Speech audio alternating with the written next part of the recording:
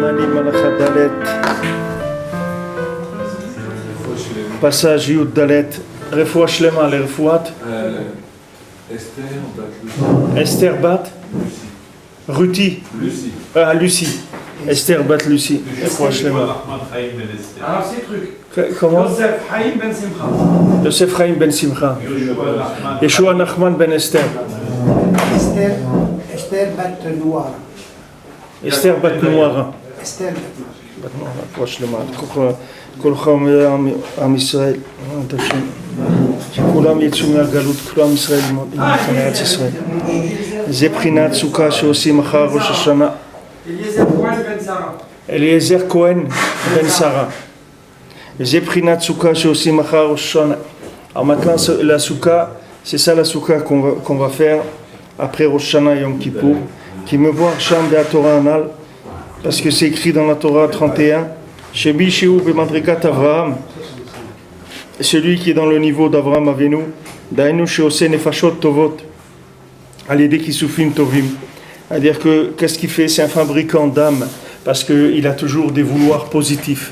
Donc c'est ce qu'il faisait Avraham et Sarah, comme c'est écrit que Anefesh Asher Asu Becharan, c'est-à-dire que eux ils fabriquaient des âmes par leur vouloir positif.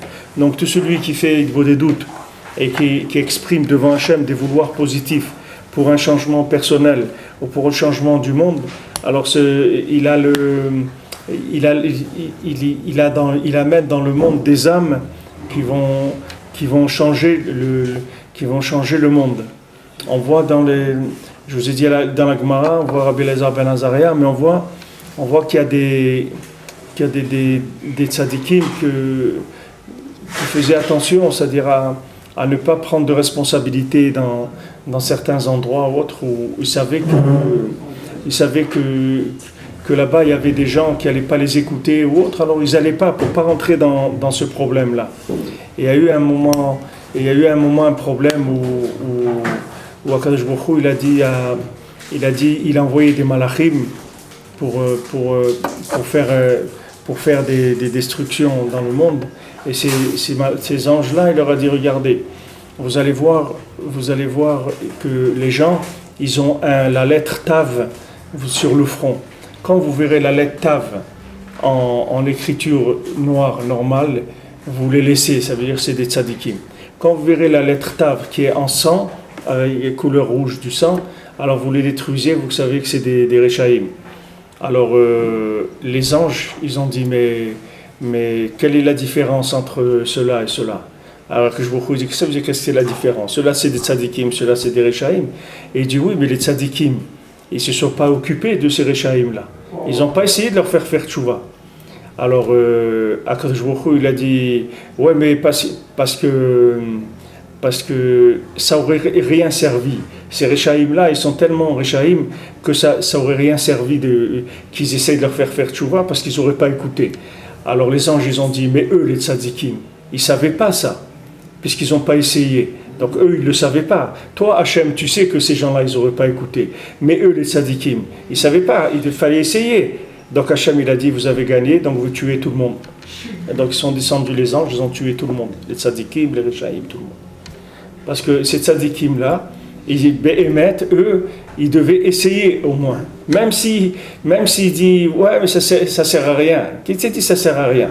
Tu as essayé de leur parler, tu as essayé de lui envoyer un petit gâteau, un truc, d'essayer de parler. T'as rien essayé. Comment tu peux dire, il va pas écouter? D'où tu sais ça? Il va pas écouter. Essaye.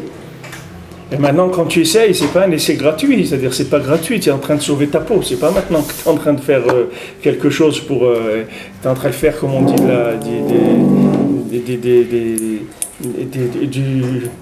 du prosélytisme. Tu n'es pas un prosélytisme, c'est-à-dire que maman, tu sauves ta peau. C'est pas... Toute personne, il faut qu'elle sache qu'elle a une responsabilité. Et bien, je voyais cette semaine, je réfléchissais à ça, parce que je devais payer quelque chose qui était urgent et tout, et je me suis basé par rapport à des gens quelqu'un qui me devait une somme d'argent, qui m'a dit voilà, tel jour je te donne cette somme-là.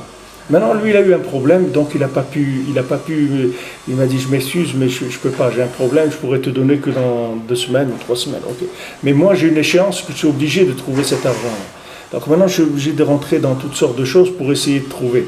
Alors je me suis dit, j'ai réfléchi à cette situation, je me dis, regarde, spirituellement, c'est la même chose. Regarde quelqu'un maintenant, lui-même, lui, c'est pas que l'argent, c'est pas de l'argent qui te doit uniquement. C'est que cet argent-là, il rentre dans une chaîne. C'est-à-dire qu'il va bloquer quelque chose qui est un processus. Parce que maintenant, tout ce qui devait fonctionner avec ça, ça ne va pas fonctionner. C'est obligé de changer beaucoup de choses pour que ça marche. Ben, spirituellement, c'est la même chose. Il faut savoir que quand quelqu'un il fait pas Idbo des doutes, un jour, il faut savoir que il a une partie active dans les xérotes qui se font dans le monde. C'est pas que quand il fait Idbo des doutes, il a une partie active dans le sauvetage de l'humanité et dans le sauvetage de Ham Israël et de l'humanité. Mais quand quelqu'un un jour il fait pas Idbo des doutes, surtout quelqu'un qui connaît Rabbeinu, c'est-à-dire maintenant quelqu'un, le pauvre, il sait pas que ça existe.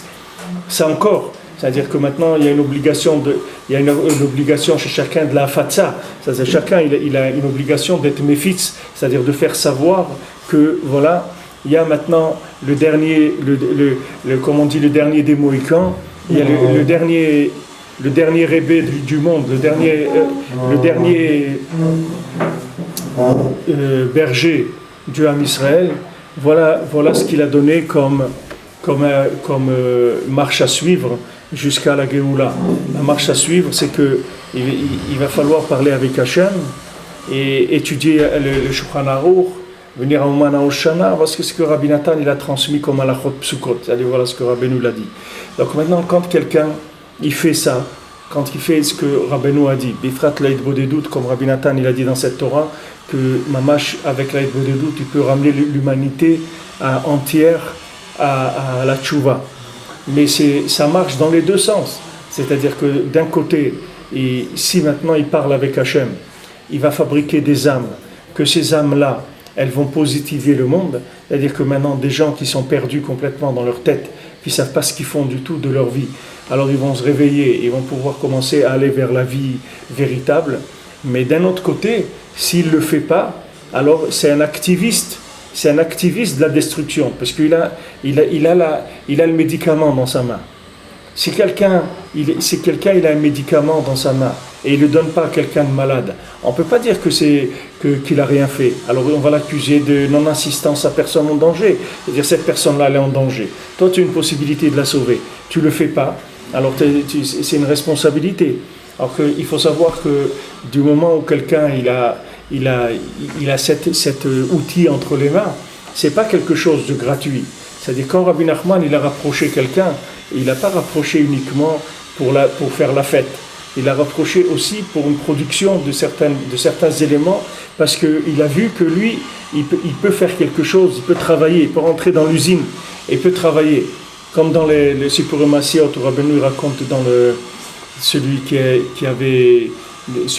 était devenu un bandit et qui avait été, il allait dans les villages, il disait aux gens, tout celui qui cherche du travail, qui vienne. Alors après, il les plaçait comme ça, il les scannait, il regardait un peu qui est-ce qu'il pouvait recruter pour faire ce qu'il avait à faire quand son travail c'était de délester les gens, d'aller voler les gens. Donc celui qui voyait qu'il était capable de faire ce travail, il le prenait, les autres il les laissait. Maintenant le tzaddik, quand il rapproche quelqu'un, cette personne-là, ça veut dire qu'elle est capable de faire Idbo des doutes. Beika, il dit Rav Yitzhak Breiter, il dit dans une lettre qu'il a écrite qui s'appelle Éveil à la Idbo des doutes. Elle a été traduite d'ailleurs par le Rav Yitzhak Besançon. Il a traduit cette lettre-là en français. Et là-bas, le Rav Yitzhak Breiter, il parle comme si c'est Rabbeinu qui parle. C'est-à-dire, il parle comme si c'est le Rebbe qui parle. Il dit, voilà, mon cher Mekourav, c'est-à-dire personne, je suis rapproché, tu sais très bien combien de miracles il m'a fallu pour te rapprocher, tu sais très bien comment allait ta vie, etc.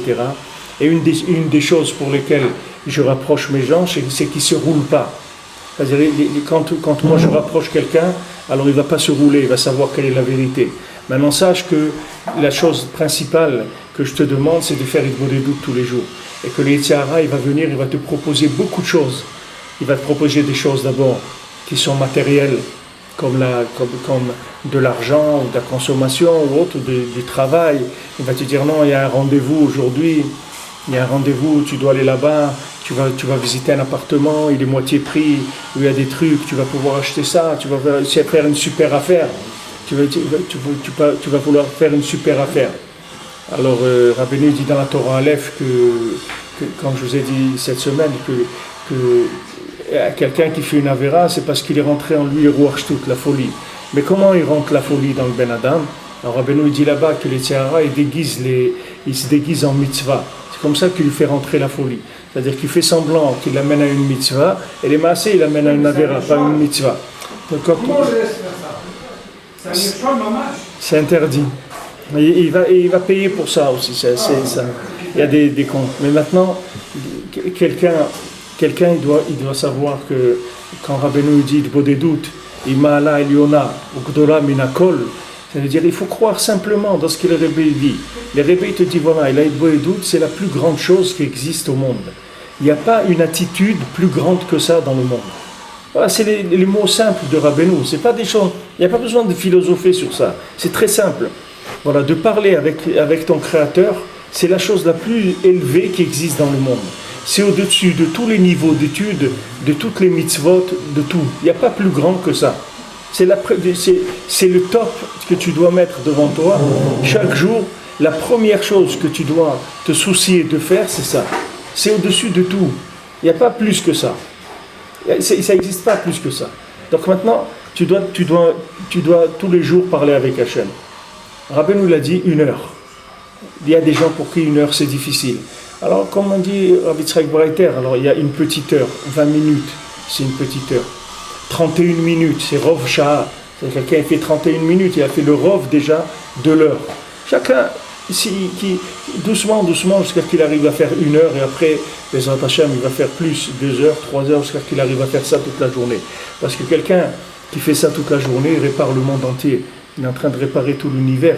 C'est-à-dire que maintenant, il est en train d'amener des âmes, et ces âmes-là, elles vont dans le monde, elles font des tikkunim extraordinaires. Il fait que Kadosh Baruch Hu, il maintient l'humanité, pas chut. Alors les Breslevers, ils disent que quand maintenant un Breslever, il arrive devant le Beit Din Shel Ma'ala, c'est écrit maintenant que la première question qu'on demande à quelqu'un, quand il arrive devant le tribunal d'en haut, on lui dit: est-ce que tu as fait ton commerce dans la Emouna? La Sata Venatata Ve'emuna. Après on lui dit: est-ce que tu as fixé du temps pour la Torah? Il y a des questions, voilà, il y a des questions l'une après l'autre qu'on lui pose. Et les Breslever, ils disent, la seule question qu'on pose à un Breslever, il y a une seule question qu'on lui pose. Et il dit: tu avais un rébé comme ça, pourquoi tu ne l'as pas écouté? Voilà, c'est la seule chose qu'on lui demande. Parce que quand il va répondre à ça, tout ce qu'il a fait dans sa vie, ça va se répondre automatiquement. C'est-à-dire, quand il va voir, voilà les avérotes qu'il a faites, voilà les problèmes qu'il a eus, voilà comment il s'est empêtré, voilà comment il s'est endetté, voilà comment il a eu ça. Tout ça, c'est parce qu'il n'a pas écouté son Rav. Il a un Rav. Ses rébés lui a dit: parle avec Hachem tous les jours. Toi, t'occupes pas, ne t'occupe de rien. Comme il a raconté Rav Yitzhak, il disait qu'il y avait un monsieur qui a un roi, il a envoyé un ministre dans un pays pour aller collecter des fonds, essayer de demander de l'aide parce que le pays il était en faillite. Hein? Non, ça c'est vrai, ça c'est une histoire de Rabbeinu. Mais là, c'est quelqu'un qui, je ne sais pas si c'est une histoire vraie, mais c'est un machal peut-être, je ne sais pas. Alors, ce ministre, il est arrivé dans le pays. Alors, il dit: voilà, je viens vous voir et tout, parce que le roi il demande de l'aide, on est en faillite. Et alors, le roi là-bas du pays, il le voit, il lui dit c'est quand même choquant que ton roi il envoie un homme bossu comme toi pour venir me voir. Il aurait pu envoyer quelqu'un qui est quand même plus normal, etc. Alors le ministre dit: moi je suis pas bossu. Et il lui dit, alors l'autre roi, le roi il insiste, il dit: oui, non, mais tu es bossu. Alors maintenant j'ai oublié de dire quelque chose qui est le plus important, c'est que le roi, quand il l'a envoyé, il lui a dit: tu lui demandes, etc. Mais une seule chose, tu fais attention, tu n'enlèves pas ta veste. Il a dit ça, le roi. Alors l'autre roi, il lui a dit, tu es bossu, tu es bossu. Il disait non, il dit, alors enlève ta veste, on va voir. Alors il a enlevé sa veste. Alors quand il a enlevé sa veste, il a vu qu'il n'était pas bossu. Alors ils avaient fait un pari, je ne sais pas, il a dit, voilà, si je suis pas bossu, alors tu me donnes 10 millions de dollars, par exemple, pour mon pays. Alors il était content, il retourne chez le roi, il lui dit, voilà, j'ai été, etc. J'ai ramené 10 millions de dollars. Le roi lui a demandé, est-ce que tu as enlevé ta veste? Alors lui, il a dit, oui, mais regarde, il dit, moi, j'avais parié 10 milliards de dollars, tu n'enlèverais pas ta veste. C'est-à-dire que maintenant, le Ben Adam, lui, il va d'après ce que lui comprend. Mais il faut pas aller d'après ce que tu comprends, parce que tu vas comprendre de moins en moins ce qui se passe avec toi. Et ce qui se passe dans le monde, tu vas le comprendre de moins en moins. Maintenant, des gens, ils essayent de rafistoler toujours essayer d'expliquer un petit peu, voilà, il y a eu ça, parce que ça. Les gens veulent expliquer à chaque fois un petit peu. Mais tu vas voir que le monde, il va arriver à un moment où il n'y aura aucune explication de rien. Il y a tous ces codes de la Torah, tous ces cours qui donnent certainement ces associations, ils ne peuvent le faire que sur des événements déjà qui sont déjà passés. Mais ils ne peuvent pas le faire sur le futur. Non. Personne ne connaît. Ils font des suppositions. Rabbeinu, il dit qu'avec l'écouté Moharan, tu peux connaître tout le futur. Qu'il y a tout écrit dans l'écouté Moharan, tout ce qui va se passer. Seulement, il faut faire partie de la maison, des gens qui savent lire. C'est-à-dire, si on t'apprend à lire, tu vas déchiffrer. Rabbeinu dit même dans la Torah, tout est écrit. Mais pour le lire, il faut apprendre à lire, c'est tout. Il faut voilà, décodeur, il faut savoir décoder. Alors maintenant, quand le Rebbe te dit, voilà, Idbo des doutes, il la Idbo des doutes, c'est la plus grande chose qui existe. Donc il faut pas essayer de réfléchir. Celui-là il fait pas, l'autre il fait ça, il fait pas. Je connais un grand rabbin, il fait pas la Idbo des doutes. Il y a un grand rabbin qui m'a dit, mais pourquoi tu fais Idbo des doutes? Pour qui tu te prends pour parler avec Dieu? Il faut pas t'occuper de ce qui se passe dans le monde, de ce qu'ils disent les gens, ou même ce que toi tu ressens. Que tu as l'impression que tu es là 1 heure devant Hachem, comme si et des fois tu n'as pas quoi dire, tu n'as pas un mot à dire, tu ne sais pas qu'est-ce que tu vas dire, etc. Tu ne sais pas quoi faire, alors tu as l'impression de perdre ton temps. Alors que si tu prends un livre d'études et tout, tu vas te remplir avec de la matière, de la matière grise, comme on dit, tu vas savoir des choses, etc. Alors que maintenant tu as l'impression que tu t'es assis 1 heure devant Hachem et tu as parlé, qu'il ne s'est rien produit. Ah ben détrompe-toi, c'est pas vrai, détrompe-toi. C'est pas vrai du tout. C'est-à-dire 7 heures où tu t'es assis devant Kadosh Baruch Hu, tu as arrangé le monde. D'abord, tu as arrangé ta vie, parce que maintenant, ce jour-là, quand tu as fait 1 heure d'Idbo et doute, tu as payé ton droit à l'existence. Tu t'appelles quelqu'un qui a payé son droit à vivre. C'est-à-dire que maintenant, tu es quelqu'un qui est un réparateur du monde. Donc maintenant, tu as le droit à l'existence. Dans tous les pays, c'est comme ça. Maintenant, on te donne un statut quand tu remplis des papiers. Quel est votre statut? Marié, divorcé, ça, combien d'enfants, quelle profession, quel ça. Maintenant, si quelqu'un il dit, moi je ne travaille pas, je ne suis pas marié, je n'ai pas d'enfants, qu'est-ce que vous faites dans la vie? Qu'est-ce que vous faites dans la vie? Il faut que qu'on te place quelque part. Tu ne peux pas dire que tu ne fais rien du tout. Alors tu ne fais rien, qu'est-ce que tu as comme métier? Je n'ai pas de métier. Alors tu fais quoi? Tu es un bandit, qu'est-ce que tu fais? Alors va t'inscrire au chômage et va faire une formation, fais quelque chose. Il faut que tu aies un statut, que tu sers à quelque chose dans le monde. Même la société, elle est comme ça. Il faut que tu serves à quelque chose. Maintenant, tu ne peux pas dire, moi je veux faire comme métier chômeur. Dis non, chômeur, c'est pas un métier. Tu vas faire chômeur, on va te proposer un travail, il faut que tu ailles le faire. Maintenant, Rabbeinu, il te dit, le métier d'un juif, c'est la Idbo des doutes. Quand quelqu'un il va faire Shahid Bodé doute, il a payé son droit à l'existence. C'est-à-dire c'est quelqu'un qui a sa journée, elle est réparée. C'est une journée réparée. C'est-à-dire que voilà, lui, il a servi au monde et le monde, il a bénéficié de lui. C'est-à-dire que voilà, il a dit des paroles devant Hachem. Ces paroles, elles ont fabriqué des âmes. Ces âmes, elles ont été réveillées le monde. C'est-à-dire il a adouci la rigueur d'Hachem. Mais qu'il sache que s'il ne fait pas ça, alors il a une part à la destruction du monde. C'est-à-dire il ne paye pas sa place et il ne produit rien et il laisse le monde dépérir. C'est-à-dire il laisse le monde se détruire. Il laisse les gens dans leur folie. Il laisse a cette responsabilité. Voilà. C'est-à-dire qu'il est khayab, qu'il n'assiste pas le monde, que le monde est en danger. Maintenant, quand quelqu'un, il a pas de quoi parler dans la Hitbo des doutes, il ne sait pas quoi dire, etc. S'il a du temps, alors il peut aller dans des endroits comme des hôpitaux ou des maisons de retraite et tout. Et je peux vous dire, s'il passe une demi-heure là-bas, après il va voir de quoi faire Hitbo des doutes. C'est quand il va voir qu'est-ce que c'est. Il y a les étages là-bas où les gens ils sont avant la fin. Qu'il aille voir là-bas les gens, il va voir que quand il va sortir, tout de suite il va commencer à parler. Il ne va pas avoir de problème pour parler, il va avoir des sujets. S'il lui manque des sujets de parole avec Hachem. Mais Bémet, un homme, il déjà rien qu'à dire merci, il peut passer plus qu'1 heure par jour. Rien que de dire merci à Kadosh Baruch Hu, tout ce que Kadosh Baruch Hu lui donne. Tout ce que Kadosh Baruch Hu il fait avec lui, à chaque fois qu'il dit merci, merci mon Dieu, alors c'est une reconnaissance d'Hachem et c'est une fabrication d'une âme positive. Rien qui dit merci mon Dieu. Quelqu'un qui dit sans arrêt merci, merci mon Dieu, que dit Bezrat Hachem, avec l'aide de Dieu on va faire ça. Quand il dit ça, alors il fait descendre Hachem dans le monde, il fait faire connaître Hachem dans le monde. Il y a quelqu'un quelque part qui se trouve quelque part où il va sortir ça. Voilà maintenant, vous voyez, il y a des gens, des pays, je ne sais pas quelle, la Norvège ou autre, qui s'excusent. Maintenant, la police norvégienne, qu'ils ont donné 700 juifs Vous voyez, regardez combien d'années après. Regardez combien d'années après. Ça veut dire qu'il n'y a pas de mechila chez Akadosh Baruch Hu comme ça. Il n'y a pas que c'est passé. Il n'y a rien qui est passé. Tout est là. Maintenant, quelqu'un il a donné 700 juifs, il les a déportés, ça a un tarif, ça. Et ça va se... C'est sûr que maintenant qu'il a demandé pardon en public, ça va adoucir la sentence. C'est sûr que ça va adoucir. Parce que si quelqu'un il a reconnu qu'il a fauté et qu'il regrette Béhémet, on ne sait pas parce que c'est de la politique, on ne sait pas qu'est-ce que ça veut dire.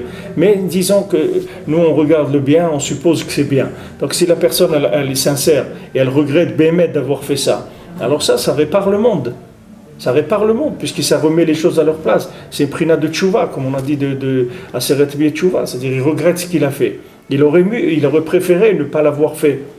Alors maintenant, il y avait, je ne sais pas combien il dit, il y avait 2000, il n'y avait pas beaucoup de juifs là-bas, 2100 juifs, alors ils en ont tué 700, il restait 1400 juifs, je crois que c'est en Norvège. Les déportés, il y en a que 500 sur l'Europe. 30, je crois, il y a 30 qui sont restés vivants de ces 700 qui ont été déportés. Maintenant, ces actes-là dans le monde, comment des gens ils arrivent à faire ça? Comment des gens ils arrivent à faire ça? C'est parce que le bien il n'arrive pas à se diffuser. D'un autre côté, comment quelqu'un il arrive 70 ans après de regretter qu'il a fait quelque chose de pas bien? C'est parce que le bien il se diffuse dans le monde. Pourquoi maintenant il s'est réveillé? Pourquoi il ne s'est pas réveillé il y a 10 ans? Ou il y a 30 ans? C'était plus frais encore. Pourquoi il s'est réveillé maintenant? 70 ans après, se réveiller pour dire pardon, j'aurais pas dû faire ça. Parce qu'il y a du tov. Parce qu'il y a quelque part, il y a un bonhomme, une bonne femme assise quelque part, qui est en train de parler avec Hachem. Et maintenant cette âme-là, elle circule. Elle va tomber chez quelqu'un, un ancien chef de la police en Norvège. Et il s'est dit mais quand même, j'aurais pas dû faire ça. J'ai donné des vies humaines. Voilà, si c'était mes enfants ou mes trucs, qu'on me les prend comme ça pour les exterminer, qu'est-ce que j'aurais dit? Alors ce regret d'où il vient de quelqu'un qui a fabriqué cette âme-là. Donc à chaque fois que quelqu'un fait Hitbo des doutes, il fabrique ses âmes et il va sauver le monde.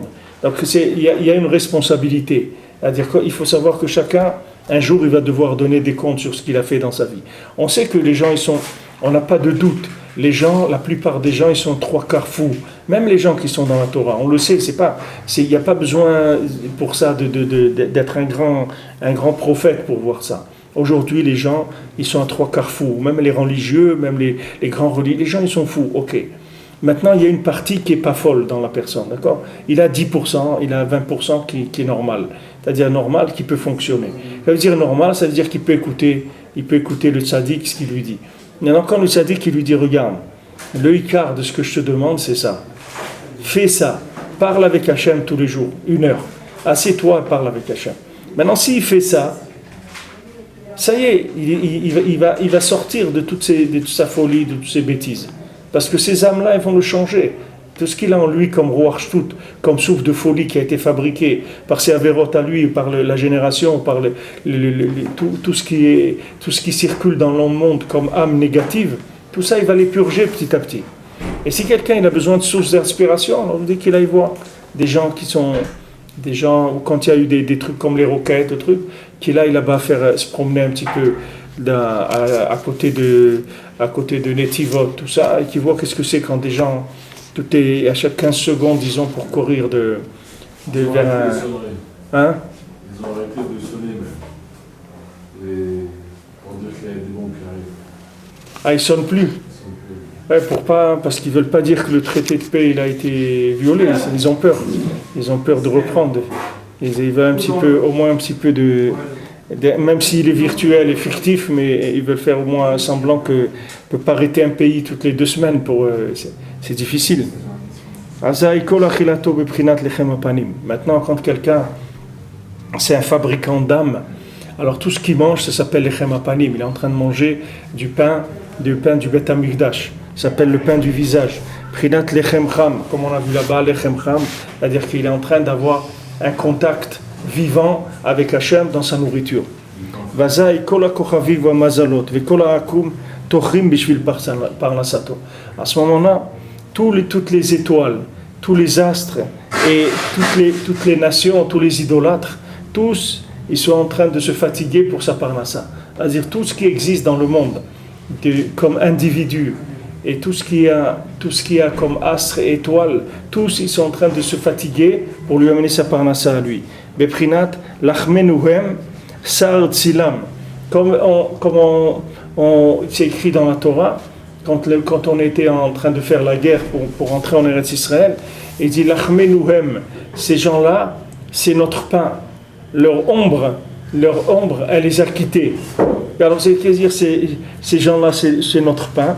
Ça veut dire que maintenant, le fait qu'on est arrivé à fabriquer des âmes par la Hitbodedout, alors notre pain, il est devenu lechem hapanim. C'est-à-dire, il y a une évidence d'Hachem.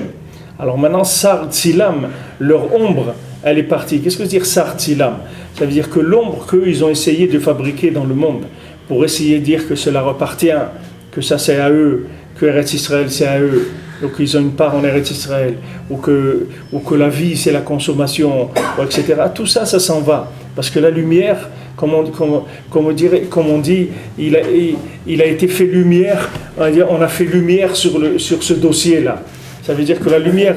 Hein? On a fait la lumière sur... Voilà, on a fait la lumière sur un dossier, ça veut dire que maintenant, on a pris ce dossier et puis on a vu clair. Voilà. Comme il y a des fois des crimes, des choses où une personne elle est jugée 30 ans, 40 ans après, parce que ça y est, Pitom c'est sorti, et maintenant on a vu clair. On a vu qu'il y avait ça, c'était comme ci et comme ça. Maintenant, quand maintenant nous on a des rapports avec le monde, tous les rapports qu'il y a avec le monde qui sont tellement durs pour l'homme Israël, tout de supporter, tellement de haine, tellement d'incompréhension, tellement de mensonges dans les médias, dans le monde et tout, c'est très très dur pour l'homme Israël. C'est pour ça que c'est mieux de ne pas écouter, de ne pas lire ces choses-là, parce que ça fait du mal de voir combien ils peuvent mentir sur l'homme Israël, combien ils cachent la vérité de ce qui se passe, Béhémet. Maintenant, ça veut dire qu'eux, ils font de l'ombre, ils cachent, ils font de l'ombre. Mais maintenant, par le fait que nous, on fabrique des âmes, alors nous, on enlève l'ombre, parce que nous, on amène de la lumière. On amène de la lumière. Voilà, même un des dirigeants arabes, je ne sais pas lequel, il a dit vous n'avez pas réfléchi comment vous envoyez 1500 roquettes et il n'y en a presque aucune qui touche le but. Les 90% ils sont tombés à côté. Vous ne réfléchissez pas pourquoi? Il dit vous savez pourquoi? Parce qu'Akadosh Baruch Hu, il les aime. Parce qu'Akadosh Baruch Hu, il aime le Ham Israël. C'est pour ça que c'est comme ça. Voilà, il est pas fou. Maintenant, regardez, c'est un qui n'est pas un juif qui dit ça. Et ici, en Israël, il n'y a pas un média qui peut dire ça. Il n'y a pas un média qui peut annoncer, qui peut dire, vous savez pourquoi les roquettes, elles tombent toujours dans des champs, des trucs? Parce qu'Hachem, il nous aime, parce qu'on est le Ham Israël. C'est tout ce qu'il fallait dire. Rien que tu dis ça, toute la situation, elle va changer. Le monde entier va changer. Mais il faut le dire. Les gens, ils ne veulent pas dire ça. Parce que la personne, il faut que ce soit un de l'autre côté qui te le dise. C'est-à-dire que quelqu'un, il ne peut pas dire ça. Qu'est-ce que ça coûte à la radio de dire Baruch Hashem, regardez comment Hashem il nous aime. Logiquement, Même si quelqu'un ne s'est pas tiré une fois, 2 fois, 3 fois, 5 fois, 10 fois, 100 fois, 1000 fois, il ne s'est pas tiré, mais ce n'est pas possible. Vous voyez bien que ce n'est pas normal. C'est pas normal. Vous voyez qu'il y a quelque chose qui n'est pas normal. Mais ça, c'est pourquoi c'est pas normal. Parce que il aime le Ham Israël. C'est son peuple. Mais il faut le reconnaître avec la bouche, il faut le dire. Tant qu'il n'y a pas ça, on ne peut pas arranger. Moi, c'est un Ivoirien qui m'a dit ça au côté. Ouais. Il dit les gens ne vous aiment pas parce que Dieu vous aime. Et lui, on ne peut pas dire qu'il ne voit rien. Lui, il voit tout. Il faut l'appeler, il voit tout, pas il ne voit rien. C'est vrai. C'est vrai. Il a tout vu. C'est vrai. Mais là, en Israël, c'est-à-dire, regardez même nous, les médias qu'on a, c'est difficile de sortir. Hein? Les médias, c'est pas le peuple d'Israël, parce que tout le peuple, on parle au peuple, au vrai peuple, tous y reconnaissent ça. Oui, mais... Ils le disent aussi. C'est les médias, c'est des gens qui ne nous représentent pas. C'est des gens pour qui vous avez voté. Il y a des gens qui les ont mis en place. C'est des gens qui les ont mis en place. Qui est-ce qui les a mis en place, ces gens-là? Quelqu'un qui les a... Il y a une responsabilité. Les médias, c'est pas personne ne voté pour ces médias, ce sont des gens qui s'accrochent à leur truc, c'est les médias qui ne parlent pas comme ça. Mais la majorité du pays ne passe pas comme ça. On voit la gauche, la gauche, elle s'en va petit, elle s'en va, il ne représente plus rien. Mais seulement ils tiennent ça. Mais c'est tenu par l'État, parce qu'il y a des pays où la radio elle est nationalisée et vous ne pouvez pas dire ce que vous voulez à la radio. Vous avez le droit de dire que ça et ça et ça. Et si vous dites c'est autre chose, eh ben on vous ferme la radio. Regardez dans des pays comme la Tunisie et autres, regardez les choses qu'il y a. Alors celui qui dirigeait la télévision, eh ben on l'a mis en prison parce qu'il a dit ça et ça. Il y a des pays où on ne laisse pas dire aux gens ce qu'ils veulent. Il y a des limites dans la liberté. Cette liberté, c'est plus de la liberté, c'est d'atteinte aux droits humains. C'est plus de la liberté. Quand quelqu'un il dit du mensonge, quand vous avez des radios mensongères, ça s'appelle plus de la liberté. On ne veut pas dire maintenant, nous on est payé, regardez, démocratique. Qu'est-ce que ça veut dire démocratique? Démocratique, ça veut dire que les gens ils ont le droit de dire des mensonges, c'est ça démocratique. Ils ont le droit d'influencer mal les gens, c'est pas ça la démocratie. La démocratie, c'est pas ça, il faut qu'il y ait une vigilance sur la vérité. En tout cas, nous, notre travail, c'est de savoir que l'ombre, elle dépend uniquement du manque de lumière. Il n'y a pas une ombre qui soit une ombre de par elle-même. Il n'y a pas une fabrication d'ombre. L'ombre, elle n'existe pas. L'ombre, elle est là parce que vous n'avez pas mis de lumière. Plus vous mettrez de la lumière, plus l'ombre, elle va disparaître. Donc maintenant, ceux qui font partie du côté de la lumière, c'est-à-dire des gens qui savent qu'il y a une possibilité de sauver l'humanité et que ce n'est pas difficile, tout dépend de la bouche de la personne. Comme il disait Rav Ben Nachman, il disait que en yiddish, la bouche, ça se dit moil. Moil, c'est comme moudre, c'est-à-dire c'est comme la meule, moil, c'est-à-dire la bouche, c'est quelque chose qui moule les aliments. Alors en yiddish, ils appellent ça la meule, c'est-à-dire la bouche, c'est la meule. C'est pas un mot vulgaire, c'est comme ça que ça s'appelle, c'est le nom de la bouche. Alors il dit maintenant, quand il y a des moulins à vent, par exemple, qui font tourner les meules, il dit c'est dommage de ne pas mettre du blé dans la meule, parce que de toute façon elle tourne. Il y a le vent tout le temps, donc la meule elle est tout le temps en train de tourner. C'est dommage de ne pas mettre du blé que de fabriquer de la farine. Alors il disait ça pour la bouche. Il dit tiens, une bouche, c'est une meule, c'est dommage qu'elle reste à tourner dans le vide. Il faut l'utiliser. C'est le moulin à parole. Voilà quand on dit le moulin à parole. Ouais. C'est un moulin à parole. Alors, la bouche, de toute façon, elle est là, elle peut parler. C'est dommage de la laisser sans parler avec Hachem. Là où on est, et on peut parler avec Hachem. Si quelqu'un il a honte, il ne sait pas, alors on peut prendre son téléphone. Et il met son téléphone comme ça, il fait semblant qu'il parle avec quelqu'un. Aujourd'hui, il n'a pas besoin, parce que si quelqu'un il voit parler quelqu'un, il va se dire il a une oreillette ou quelque chose, il est en train de parler avec un micro. Même sans ce téléphone, il peut parler. Vous pouvez parler fort avec Hachem dans la rue. Il n'y a personne qui va être choqué aujourd'hui, parce qu'il y a beaucoup de gens qui ont des trucs dans les oreilles là, et ils parlent fort. Au contraire, aujourd'hui, les gens, quand vous leur parlez, ils regardent d'abord si vous n'avez pas une oreillette ou quelque chose, parce qu'ils ne savent pas si vous leur parlez à eux, vous êtes en train de parler au téléphone. Je me suis fait arrêter ce matin en feu rouge parce que je parlais, il y avait une maison de police là. Vas-y, tafsik. C'est ce que j'ai fait. Il me dit, j'ai enlevé le casque, il voit que j'avais rien, j'étais en train de l'été. On va arrêter comme ça, tu vois, pour pas rester sans arrêter. C'est Nifla. Hein? C'est Nifla. Après, il a pensé que c'était. Ouais, il est secoué. Il a dit bon ça, refouach les mains. Non, mais oui, il m'a arrêté, il voulait mettre un peu, je disais rien. Extraordinaire. Bon, Hachem, c'est ça qu'il faut faire. L'achmenouem sard silam, c'est-à-dire que maintenant c'est notre pain. C'est-à-dire que dans notre pain, on voit Hachem, c'est-à-dire dans notre quotidien, là où on va, on voit la présence d'Hachem. Et ça enlève l'ombre du monde. Chaque fois que vous parlez, chaque mot, il ajoute de la lumière.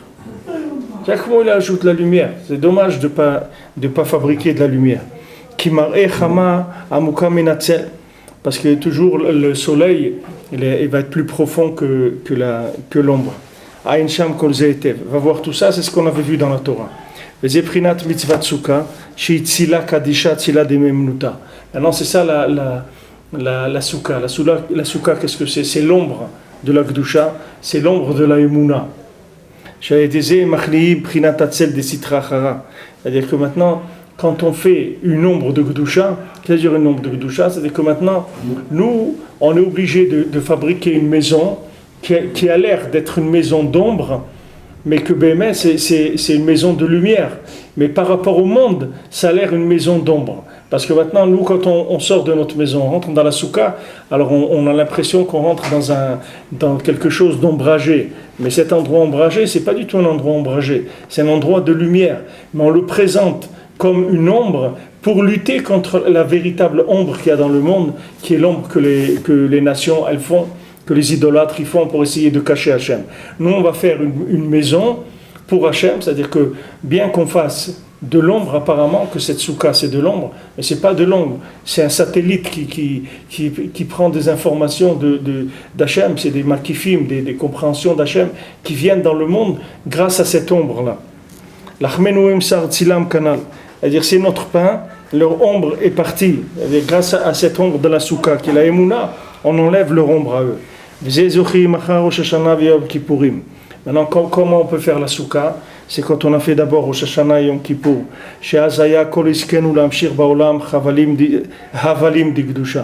Parce que c'était tout notre travail pendant les 10 jours de Tchouva, pendant Rosh Hashanah et tous les 10 jours de Tchouva, c'est d'amener des souffles qui soient saints dans le monde, des souffles de Gdusha, qui sont des âmes kadosh, comme on avait vu le son du shofar, etc., que ça envoyait des souffles de Gdusha dans le monde.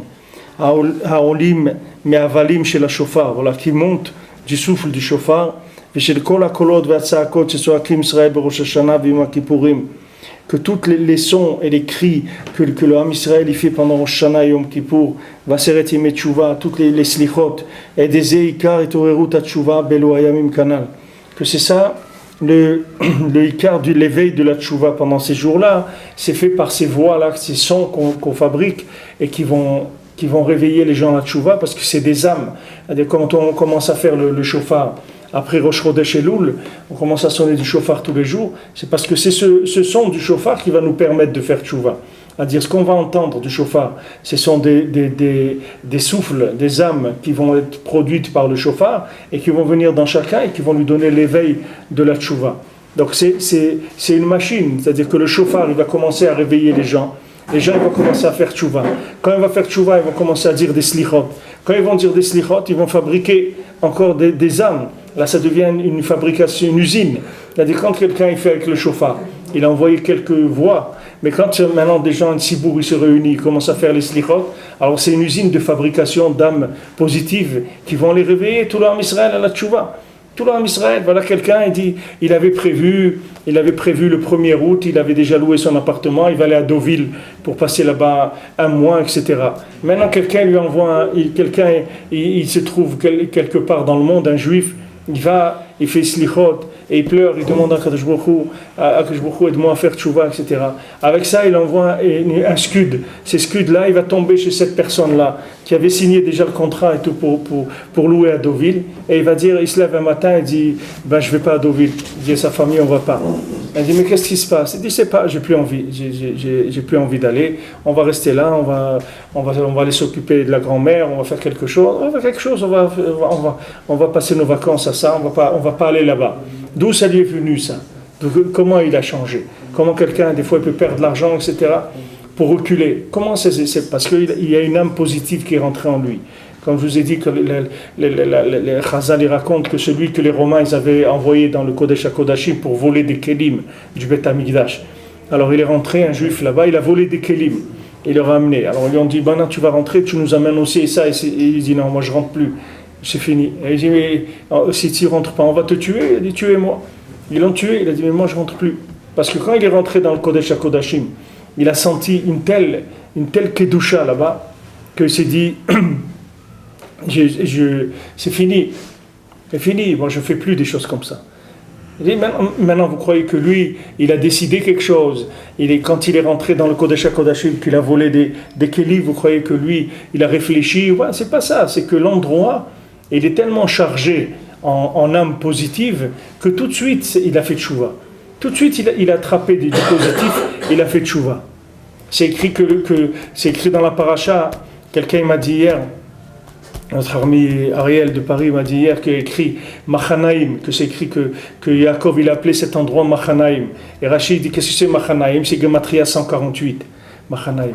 C'est-à-dire l'endroit où il se trouve le Machanaïm, l'endroit où il y a la résidence d'Hachem. Aujourd'hui c'est 148, c'est Gematria Nachman, c'est là où il y a Rabbi Nachman, c'est ça Machanaïm. C'est-à-dire que c'est là où la Shrina elle réside. Quand quelqu'un il se rapproche du Sadiq, c'est là où la Shrina elle réside et il va ressentir des héros de Tchouva. Ces héros de Tchouva, ils viennent de quoi? Ils viennent de la présence du Sadiq, c'est pas de lui. Lui, qu'est-ce qu'il va faire comme héros de Tchouva? Donc, comment quelqu'un il va changer dans sa vie? Il ne peut pas changer. Pour changer, il a besoin de prendre des vitamines, de prendre des énergies nouvelles. Ces énergies, il va les prendre dans les endroits où il y a de l'énergie. Il y a des endroits où il y a l'énergie. C'est Machanaïm, là-bas il y a de l'énergie. Le tzaddik qui donne de l'énergie à chacun, il lui donne des héros de tchouva, il le propulse dans la tchouva, il lui donne la force de faire tchouva. Même si la personne elle n'est pas très, très emballée comme on dit et tout, lui il va l'emballer, il va lui faire tout, il n'y a pas de problème. Parce que lui c'est un fabricant d'âmes. Voilà, Avraham Avinu il va et il fait des âmes, il fait des centaines et des centaines de gens qui se convertissent, qui reviennent vers le judaïsme, parce qu'il produit des âmes avec sa femme, il parle avec Hachem sans arrêt, ils produisent des âmes. Donc maintenant, quand on arrive à Seret Yemei Teshuvah, où chacun il parle devant Hachem, au moins il fait les slichot comme il peut, au moins il veut se lever, au moins il a mis son réveil, ou il a demandé à quelqu'un appelle-moi, j'ai envie d'aller au slichot, ou passe me chercher, etc. Toutes ces choses-là, ça fabrique du positif, fabrique des âmes. Et ces âmes-là, c'est ça qui va lui faire teshuvah, à lui et à tout l'âme Israël. C'est comme ça que l'âme Israël va faire teshuvah. C'est surplus d'âmes qui viennent. C'est ça la teshuvah. Il faut tout ce qu'il y a dans cette Torah, tout ce qu'on voit techniquement, comment ça fonctionne, c'est pour que l'homme ne croit pas que c'est dans sa tête. Parce que quand quelqu'un croit que la teshuvah elle est dans sa tête, il va se désespérer. Parce qu'il va voir qu'il va prendre des décisions avec sa tête. Et que quand il va vouloir faire, il ne va pas pouvoir le faire. Et il ne comprend pas, il s'en veut. Et il se juge mal. Il dit, mais pourtant, j'avais décidé. J'avais compris, j'avais décidé que ça y est, maintenant je fais ça et ça. Mais ça ne sert à rien que tu décides. Ça ne sert à rien que tu décides. Sur un compte, il y a un signataire. Maintenant, tu peux remplir des chèques tant que tu veux. Si le signataire ne met pas sa signature, ce chèque-là, c'est un bout de papier, c'est rien du tout pour l'instant. Il faut que quelqu'un qui signe, il faut que quelqu'un qui te donne la force de le faire, de le devenir. Ce n'est pas parce que tu as compris avec ta tête que tu vas le devenir. Il faut que quelqu'un te donne la possibilité de le devenir. Et à ce moment-là, ça y est, tu vas le devenir. Mais il faut qu'il y ait quelqu'un qui te donne cette énergie, il faut que tu reçoives une âme. C'est ça l'attitude. Les gens, ils ne savent pas techniquement comment ça fonctionne. Quand quelqu'un, maintenant, il a réalisé, il a vu quelque chose de bien, il s'est rendu compte de quelque chose de bien. Il dit, voilà, maintenant, je me suis rendu compte, la shonara et tout, c'est pas bien, je ne vais pas faire de la shonara. Alors comme ça, il décide, il dit, bon, je ne vais plus faire de la shonara. Alors il va commencer, Béhémet, il va tenir pendant un quart d'heure, 1 heure, 2 heures. Il a vu Mamash, il va tenir un petit peu. Mais maintenant, ce qu'il ne sait pas, c'est que c'est sûr qu'il va tomber après. Parce que qu'il n'y a pas de moteur dans sa décision. C'est une décision sans moteur, il n'y a pas de moteur dedans. C'est-à-dire que maintenant, cette prise de conscience, elle est faite pour faire démarrer le moteur. Lui, ce qu'il doit faire, c'est maintenant aller acheter un moteur pour ça. Ok, maintenant il a compris que c'est ça l'orientation. Très bien. Ça, Baruch Hashem, c'est un Nes Minashamaim déjà, qu'on lui a fait prendre conscience. Regarde, tu fais la Shonara, c'est pas bien. Ça détruit le monde, la Shonara. Tu fabriques des âmes négatives, tu dis du mal sur le monde. Pourquoi tu dis du mal sur le monde? Dis du bien sur le monde. Hashem, il veut pas. Donc il prend conscience de ça, que c'est pas bien. Alors maintenant, quand il a pris conscience, il dit bon, c'est réglé. Mais il va voir que c'est pas réglé du tout. Que c'est une question de temps, il va tomber. C'est une question d'heures ou de jours ou de semaines, mais il va tomber. Parce qu'il n'a pas de moteur. Comment il va tenir? Il ne peut pas. Maintenant, il faut que Rabbeinu il dit que même un fer, tu prends un fer qui est chauffé à blanc, tu le mets dans l'eau, qu'est-ce qu'il va faire? Au début, il va chauffer l'eau, et jusqu'à que tous les deux vont se refroidir. Et l'eau, elle va se refroidir, et lui, il va se refroidir. Mais il dit, mais si tu prends quelque chose qui est alimenté par une source de chaleur, c'est-à-dire tu prends par exemple un thermoplongeur comme ça, tu le mets branché sur le courant, et lui, il va chauffer l'eau. Maintenant, lui, jamais il va se refroidir. Lui, il va faire que chauffer l'eau en permanence, parce qu'il y a une source d'alimentation. Maintenant, une fois que tu as pris conscience, avec ton intellect de l'importance de quelque chose. Tu dis voilà, par exemple la Shonara, c'est pas bien, c'est vrai. Alors maintenant, si on te fait signer une pétition, est-ce que tu es d'accord qu'il ne faut pas faire la Shonara? Tu dis mais c'est sûr, de toute façon c'est pas moi, la Torah elle dit que c'est interdit, c'est pas moi, c'est pas de moi. Il dit non, mais est-ce que toi tu adhères à cette idée-là, que c'est pas bien de parler du mal des autres? Il dit mais moi 100%, ok. Après on l'attrape, on lui dit mais voilà, tu as parlé du mal. Comment tu as dit que tu étais d'accord et tout? On dit, mais d'accord, je vous ai dit que je suis d'accord, mais c'est pas pour ça que je peux le faire. J'arrive pas. Ouais, pourquoi tu n'y arrives pas? Parce qu'il n'y a pas de moteur. Alors maintenant, la réaction, la véritable réaction, c'est que dès que tu prends conscience de quelque chose, il faut que tu commences à prier, à demander à Hachem de t'aider à le faire. Tu dis, Hachem, aide-moi à faire ça. Voilà, j'ai pris conscience aujourd'hui, Baruch Hashem, tu m'as envoyé que je sais que la Shonara, c'est pas bien. Aujourd'hui, j'ai une grande ouverture de la conscience. Aujourd'hui, le fer, il s'est chauffé à blanc sur ça. Donc maintenant, j'ai pris conscience que c'est pas bien. Donc moi, je te demande une chose, c'est aide-moi à l'appliquer, aide-moi à le vivre, et aide-moi que ça ne me quitte pas, que cette conscience, elle soit nouvelle chez moi tous les jours comme elle est aujourd'hui, que je reste avec ce ratson-là, ce vouloir intense et nouveau et neuf complètement, tous les jours, que ce n'est pas quelque chose qui va se refroidir chez moi, qui va disparaître. Et aide-moi à ce qu'il y ait des tzadikim qui m'aident. Il y a des tzadikim qu'eux, ils n'ont pas fait de la shonara dans leur vie. Ils n'ont jamais fait des averot. Il y a des tzadikim, ils n'ont jamais fait des averot dans leur vie. La Gemara, elle dit, Binyamin ben Yaakov.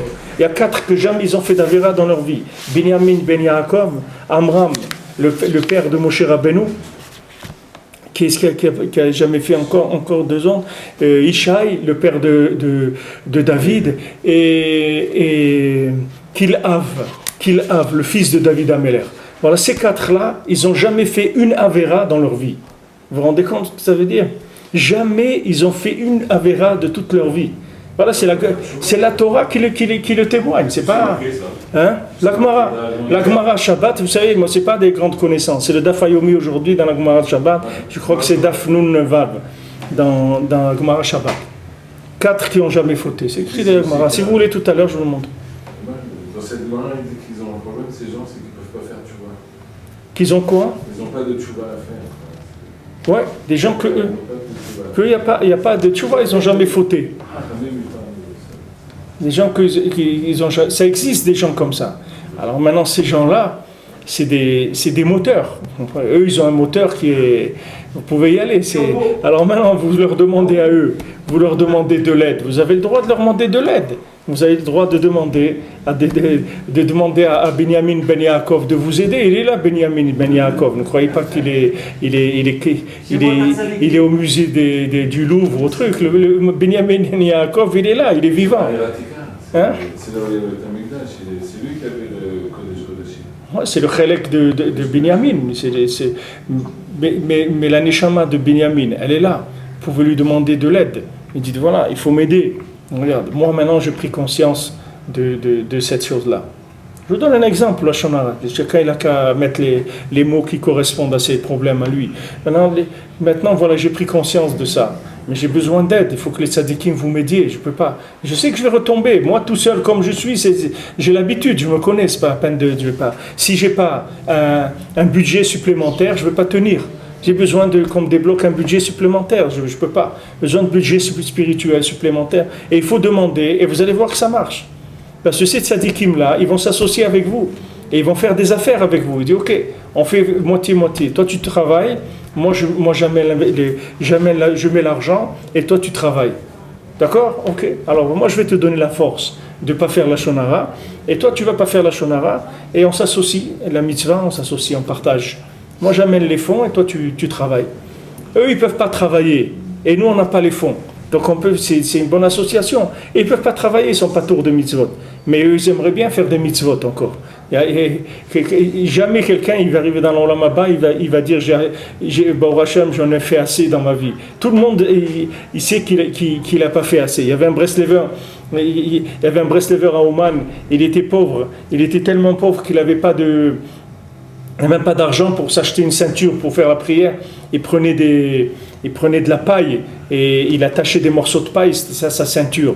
Il vivait dans une maison où c'était tellement froid que les murs, c'était de la glace, les murs de sa maison. Et il était malade. Et il se levait tous les soirs à Chatzot, il étudiait jusqu'au matin, etc. Et quand il est niftar, alors... à sa levaya, il y avait tout juste minyan. La difficulté qu'ils ont eu pour trouver un minyan. Alors là-bas, il y avait Rabbaron Kiblitcher, il a dit, ne regardez pas maintenant ce minyan qu'il y a ici, ce qu'il faut voir, c'est qui est-ce qui viennent chercher de l'autre côté, c'est ça qui compte.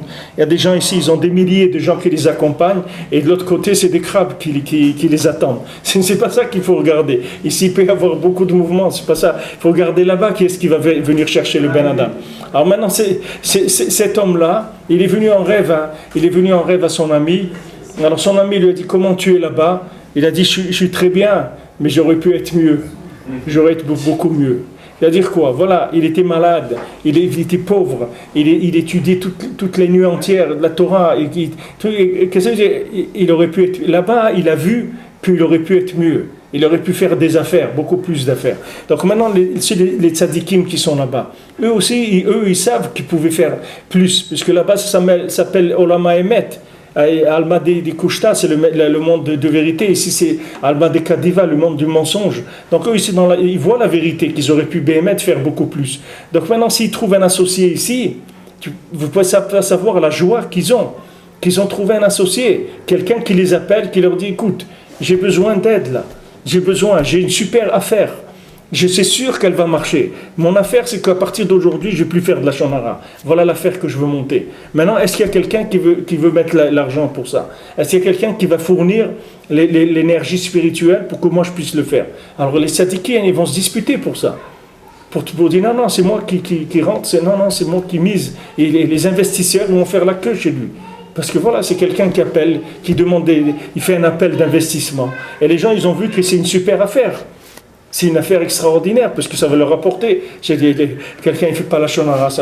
Alors ça, c'est valable pour toutes les mitzvot, que chacun il mette ça là où qui demande de l'aide, c'est tout. Dès que quelqu'un il a pris conscience de quelque chose, qui ne s'aventure pas tout seul, parce que vous savez, des gens qui ont des idées dans le monde, comme il disait, en France on n'a pas de pétrole, mais on a des idées. Mais qu'est-ce que tu vas faire avec des idées? Des idées, ça va rester des idées. Comme elles sont venues, elles vont partir, c'est tout. Si tu n'as pas le pétrole, ça ne sert à rien tes idées. Il faut avoir les investissements derrière. Donc maintenant, quand quelqu'un il a pris conscience de quelque chose, cet appel-là de sa conscience, c'est un appel à l'engagement. Maintenant, n'importe qui vous dira que pour monter une affaire, il faut des investisseurs. C'est tout à fait normal. Spirituellement, c'est la même chose. Quelqu'un, il veut faire une affaire. Il doit aller demander de l'aide aux tzadikim. Il doit demander de l'aide aux tzadikim, il doit appeler les tzadikim, il doit demander de l'aide. Et les tzadikim, à ce moment-là, eux, ce sont des investisseurs qui viennent et qui lui fournissent de l'énergie spirituelle. Puisque les plus grands fabricants d'âmes qu'il y a eu dans le monde, c'est les tzadikim. Donc ils ont beaucoup d'énergie spirituelle. Alors eux, ils distribuent à celui qui demande, en tout cas celui qui vient. Quand on va vous verrez, Bezat Hashem, ça viendra quand on fera de l'écouter à la chôte, vous verrez Rabbi Nathan comment il explique, qu'on l'avait vu déjà quand on a fait la Torah 24, il dit que les tzadikim, eux, ils attendent que quelqu'un il vienne sur leur tombe, parce que quand il vient sur leur tombe, il les appelle, ils sont obligés de descendre. Et quand ils descendent, c'est pareil que lui qui répare. C'est tous les gens qui se trouvent là-bas. C'est pas que lui. Qu'est-ce qu'il veut dire ? Parce que maintenant, quand ils sont descendus, comme on dit, si je me déplace pas pour rien. Je fais pas le voyage pour rien. Voilà, je fais pas le voyage pour rien.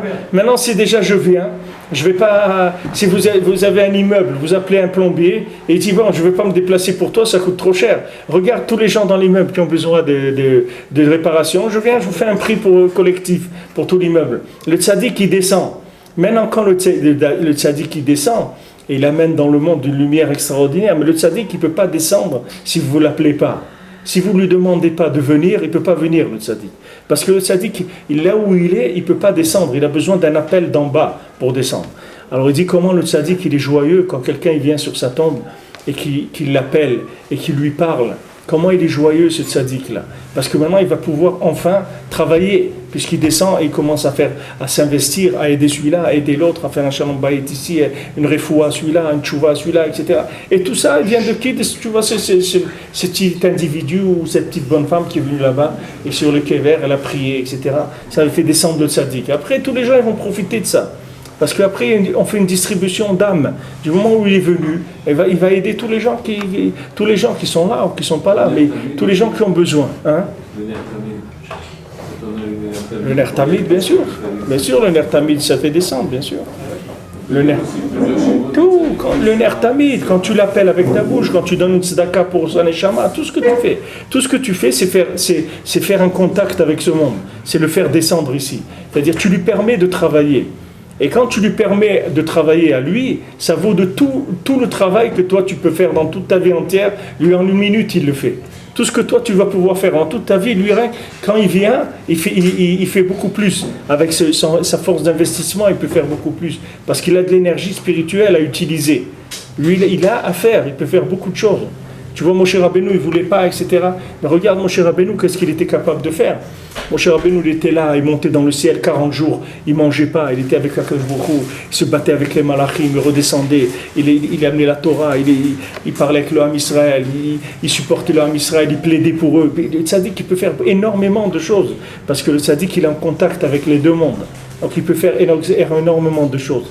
Il peut amener des investissements énormes qui n'ont aucune limite. Il n'y a pas de limite à ce que le tzaddik peut faire. La limite, elle vient que de l'appel de la personne. Quand le navire rentre chez la Shulamite, il lui dit, regarde, elle a dit, voilà, j'ai pas d'argent, je suis toute seule, etc., j'ai plus rien. Elle lui dit, qu'est-ce qu'il y a comme kelim, qu'est-ce que tu as comme récipient chez toi? Elle lui amène tous les kelim que tu peux, demande aux voisins, tout qui te presse des récipients. Alors lui, il a fait un nest qui avait de l'huile qui venait et qui remplissait les kelim. Ça remplissait tous les kelim. Alors on lui a dit, tu as encore des kelim? Il dit, non, je n'ai plus, voilà, tous les kelim. Il dit, bon, s'il n'y a plus de kelim, l'huile, elle s'est arrêtée de couler. Mais ce n'est pas du côté de l'huile qu'il y a un problème. C'est rien que les récipients. De l'huile, il y en a sans arrêt. C'est-à-dire que de l'énergie spirituelle qu'on on va allumer Bezat Hashem les neurones de Hanouka, que c'est cette huile-là qui est l'huile de ce que Rabbeinu nous dit, Sechel HaKolel, des choses très élevées, que cette huile-là, elle descend dans le monde. C'est l'huile de la Chokhmah qu'ils ont trouvé une petite fiole. C'est-à-dire qu'ils ont trouvé de ce qu'on a vu ici, des concepts qui sont purs, des concepts qui ne sont pas encore contaminés par le monde. Et ça change tout le monde. Avec quelques concepts qui sont purs, vous pouvez changer tout le monde. Maintenant, les tzadikim, ce n'est pas des fioles qu'ils ont. Eux, ils ont des tonnes de litres d'huile à distribuer. Mais il n'y a personne qui demande. Donc ça, voilà, le stock, il est là. Il n'y a pas d'acheteur. Vous voyez, quelqu'un, il est assis devant le magasin, il attend, c'est tout. Il n'y a pas de client. Les gens, ils vont, ils s'amusent avec l'iPhone, l'iPad, avec ça, avec l'autre, avec ça. Mais attends, tu veux pas acheter quelque chose d'intéressant, quelque chose qui va être utile, quelque chose qui va être utile pour l'humanité. Cherche un peu de la marchandise. À ce moment-là, tu vas être dirigé vers ce magasin-là où les tzadikim ils distribuent cette énergie spirituelle pour le monde. Mais notre responsabilité, c'est pas chaud, c'est rien que d'écouter les tzadikim, c'est tout. Quand Rabbeinu dit parle avec Hachem tous les jours, il faut savoir qu'il faut le faire avant tout. C'est quelque chose qui passe en priorité. Il faut s'habituer à ça. Que c'est la priorité de sa vie, c'est tout. Priorité, comme quelqu'un, il n'a pas mangé et vous n'allez pas le faire. Il dit, attends, je n'ai pas mangé encore. Combien de temps il ne va pas manger? 1 heure, 2 heures, 3 heures, 4 heures. Après, il va aller manger parce qu'il ne peut pas, il sait qu'il ne va pas fonctionner. Ça, il faut savoir que si quelqu'un, il n'a pas fait de doute, alors sa journée, c'est pas une journée. C'est pas une journée. S'il n'a pas fait de doute, c'est pas une journée. Et d'un autre côté, s'il a fait son heure de doute, il a fini sa journée déjà. C'est-à-dire après, c'est juste des choses qu'il va rajouter, qu'il va embellir un petit peu, comme s'il a un bouquet de fleurs, il va ajouter un petit peu de trucs verts, un petit peu une autre couleur, de l'eau, un vase, tout ça, c'est des choses pour... Mais le Icar, c'est ça. Le Icar, c'est la connexion, de faire descendre des âmes dans le monde. C'est ça le Icar. Même avant la tfila, c'est mieux avant la tfila. Si quelqu'un il peut se lever avant l'otashachar, avant que le jour il se lève, c'est encore mieux. C'est avant la tfila au niveau du temps, ou avant la tfila, c'est-à-dire même s'il n'a pas encore prié. S'il n'a pas encore prié. Je ne comprends pas ce que tu veux dire. Est-ce que c'est la tfila, est-ce qu'on peut le faire avant la tfila? Avant, si je fais ma tfila à 8h, est-ce que je peux le faire à 7h30 ou à 8h? Bien sûr, pas de problème. Je n'entends pas de Si tu peux faire avant la tfila, il n'y a pas de problème. C'est-à-dire que maintenant, regarde, si maintenant, par exemple, tu as l'habitude de faire ta tfila à 7h, d'accord? Voilà. Mais maintenant, si maintenant tu te lèves à 6h, et tu peux faire la tfila aussi à 6h, mais si tu fais la tfila à 6h, tu as peur qu'après tu vas te faire embarquer dans quelque chose, etc. Et tu risques de pas de... Alors il vaut mieux que tu fais d'abord ton idbo et doute avant que tu fais la tfila, c'est ça. Tu fais d'abord idbo et doute, après tu fais la tfila, parce que la idbo et doute c'est la tfila minatora, midoraita, dit le Rambam. De parler avec Hachem, c'est midoraita. La tfila dans le sidour, c'est midrabana. C'est la tfila minatora, c'est la idbo et doute. De parler avec Hachem, ça c'est minatora. Mais comme les chachamim, ils ont vu que les gens, Rambam, ouais. Comme les chachamim, ils ont vu que maintenant les gens ils allaient oublier, parce que c'était naturel de parler avec Hachem. Ce que vous dites dans la Mida, avant c'était normal. C'est-à-dire, là maintenant, on est obligé de faire on n'est plus obligé de préparer. C'est comme vous prenez un bar mitzvah, on lui prépare le discours. Alors il dit, voilà, en ce jour de ma bar mitzvah, etc. On lui prépare le discours. Pourquoi? Mais non, un bar mitzvah, il n'a pas besoin que tu lui prépares le discours. Il doit savoir parler tout seul. Qu'est-ce qu'il a besoin qu'on lui écrive le discours? Maintenant, les chachamim, ils ont vu que les gens ne priaient plus, ou que les gens ils n'allaient plus prier. Ils ont dit, attendez, on va la faire une prière qui est écrite, et avec tous les points qui sont importants et qui sont généraux aussi. Et voilà, c'est eux, ils vont faire cette prière-là. C'est tout du roi HaKodesh, chaque mot il est très élevé dans l'Amida et tout. Mais c'est les Khamim, ils ont écrit pour mettre en place quelque chose qui va pallier au manque d'inspiration de chacun et au manque d'engagement dans la prière. Donc ça fait partie de la tout alors? Ça fait pas, c'est pas la tout, parce que c'est pas toi qui l'as écrit. Tu ne peux pas signer un texte, tu vas prendre un poème de quelqu'un, tu vas mettre ton nom à la fin. C'est les chachamim, c'est que cet acte-là, ils ont fait tu ne vas pas toi dire que c'est ta prière. C'est comme l'écouter de Philot. C'est comme l'écouter de Philot. Tu ne vas pas dire que c'est toi qui as écrit l'écouter de Philot. L'écouter de Philot, c'est l'aïd de Rabbi Nathan, mais ce n'est pas la tienne. C'est-à-dire, toi, tu dois Minatora, on a besoin que ce que tu as vécu, ça se transforme en parole avec Hachem. Et ce que tu as vécu, il n'y a que toi qui l'as vécu. Il n'y a personne d'autre qui l'a vécu. Donc tu ne vas pas utiliser le discours de quelqu'un. Si maintenant toi tu as gagné au loto, tu ne veux pas utiliser le discours de quelqu'un qui fête son anniversaire. Ce n'est pas la même chose. Celui-là il a un discours et toi tu as un autre discours. Ce n'est pas le même. Donc chacun ce qu'il a vécu, il doit le traduire en parole devant Hachem. Et c'est personnel. Ce que tu ressens aujourd'hui, ce que tu as vécu, etc. Ce n'est pas quelqu'un qui va te l'écrire à l'avance. Même si dans l'écouter de Philot, des fois tu vois que Rabbi Nathan il t'a dit des choses qui sont mamash, tu sens que c'est comme si c'était toi. C'est mieux même que Afal Piken. C'est lui qui l'a écrit, c'est pas toi. Toi tu dois écrire ton texte à toi. Maintenant si tu veux écrire la Idbo des doutes, c'est bien aussi, tu peux écrire. Si tu veux écrire ton Idbo des doutes et des fois tu veux la lire après. Des fois c'est bien, tu vois, par exemple 15 ou 20 ans après tu lis des doutes que tu as fait, tu vois de quoi tu parlais, tu vois ce que tu as écrit et tout. Des fois c'est intéressant de voir, ça a progressé, ça s'est raffiné, etc. Et le cas c'est de faire personnellement.